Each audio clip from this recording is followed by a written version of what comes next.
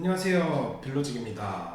이제 곧 여름이 다가오고 이제 한두 달만 또 지나면 여름이 끝날 텐데, 이제 이 시기가 지나면서 신입학분들도 재학생분들도 다시 미국이나 캐나다로 돌아갈 시기가 오고 있습니다. 모든 분들이, 특히 부모님들이 겉으로는 아니면 속으로라도 걱정하시는 부분이 좀 많으실 거예요. 타지에서 고생하면서 뭐 외롭게 공부하는 것도 짠하실 거고, 또 돈은 얼마나 쓸지 이러한 부분도 조금 있으실 겁니다. 유학생분들도 이제 미국에 가서 또 새학년이 되면서 특히 신입학 친구들도 설렘 반 그리고 걱정 반이실 텐데, 그렇지만 우리가 모두가 공통적으로 걱정하는 것은 아마 위험한 상황에 노출되는 것이 아닌가 싶습니다. 그래서 오늘은 좀 위험한 것에 대해서 얘기를 할 건데, 그 중에 가장 크게 걱정되는 부분이 아마 마약이지 않을까 싶습니다. 전남 순천경찰서는 재벌가 자녀들이 연루된 마약 사건이 연일 보도되고 있습니다. 이들 대부분은 해외 유학 시절 마약에 손을 댔다는 공통점인데요. 끊이지 않는 재벌가 3세들의 마약 투약 사례. 캐나다랑 미국이란 나라는 굉장히 마약류에 관대해지고 있고, 관대하다 보니까 뉴스로 맨날 펜타닐, 코케인 등등 안 좋은 뉴스도 많이 계속 한국으로 흘러들어오는 것을 보고 계실 거예요. 저도 굉장히 무섭고 유학생활의 큰 위험성이라고 생각합니다. 그래서 오늘은 이 마약이라는 주제로 조금은 불편한 진실과 또는 예방하는 자세, 그리고 그것에 대한 자신이 책임져야 하는 위험성을 알려드리도록 하겠습니다. 시작으론 일단 모든 마약의 게이트웨이라고 알려져 있는 대마초, 즉 마리화나는 캐나다는 완전히 legalized가 되었고, 미국은 2024년 기준으로 거의 51개 중에 6개 주를 빼고는 fully legalized가 됐거나 아니면 decriminalized가 됐습니다. 이렇게 되다 보니까 우리가 알코올을 섭취하는 것만큼이나 쉽게 접하고 쉽게 생각하게 된, 이제는 불법품이 아니라 상품이 되었죠. 지금부터는 사실 미국이나 캐나다는 음식에도 종종 넣는 식당도 생겨나고 있는 추세입니다. 그럼 마리화나를 왜 합법화하게 되느냐? 여러 가지가 있겠지만 제 생각엔 형식상 가장 큰 이유는 두 가지입니다.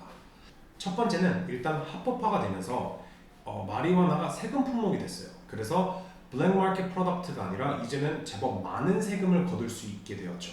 그러니까 미국은 2023년에만 5조, 그러니까 4 빌리언 달러 이상의 세금을 걸어들였고, 캐나다는 이제 와인이랑 맥주보다 더 많은 세금이 걷어지고 있다고 합니다. 다른 두 번째 이유는 오히려 합법화함으로써 이제 몰래 하는 마약이지 않게 됨으로써 더욱 중독성이나 생명에 직접적으로 영향이 가는 이런 다른 물질들이 들어있는 것을 막아주는 배리어 역할을 할 수 있다고 많이들 얘기하고 있죠. 그래서 많은 부모님들이 우리 아이가 가는 대학교는 괜찮나? 이런 생각을 많이 하실 텐데, 학생분도 당연히 또한 그렇고요. 미국이나 캐나다에 있는 대학을 가시면 사실상 불편한 진실이지만 청정 지역이라는 곳은 없습니다. 아마 여러분들도 특정 대학이나 지역 노출이 심하다고 소문을 들으신 분들도 많으실 텐데, 그럼 우리가 지금 해야 되는 것은 우리 유학생분들이 어떻게 이 합법화된 마리화나, 그러니까 게이트웨이가 조금 열린 곳에서 다른 더 위험성이나 큰 마약류에 최소한으로 노출시키고 위험을 줄이냐. 첫 번째로는 절대 누구였던지 간에 남이 주는 걸 받지 마세요. 특히 오픈 퍼블릭 된 곳에선 더욱더 그러시면 안 됩니다. 대학교를 다니다 보면 가끔은 파티, 아니면 가끔은 새로운 친구를 만나거나 이성일 수도 있고, 캐주얼하게 Hey, you wanna go for a joint? 이렇게 물어보는 친구들도 있을 수 있어요. 그런 친구들은 초반에 다 보시고 걸으셔야 됩니다. 그러니까 좋은 친구면 같이 도망 나오지 절대 권유하지 않습니다.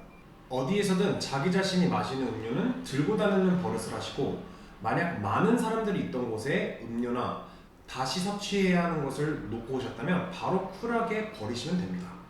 가끔은 자해가 아니라 타에 의해서 일어나는 일들이 많으니까요.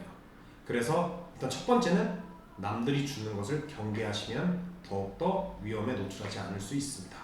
두 번째는 마음가짐인 것 같아요. 항상 처음이 어렵지 그 다음은 쉽다, 그리고 결국엔 망한다 라는 생각을 계속 리마인드 해주세요. 한 번이 두 번, 두 번이 세 번 연결되는 건 너무 당연하고 그 이후에는 더욱더 큰 자극을 원하게 되는 게 사람입니다.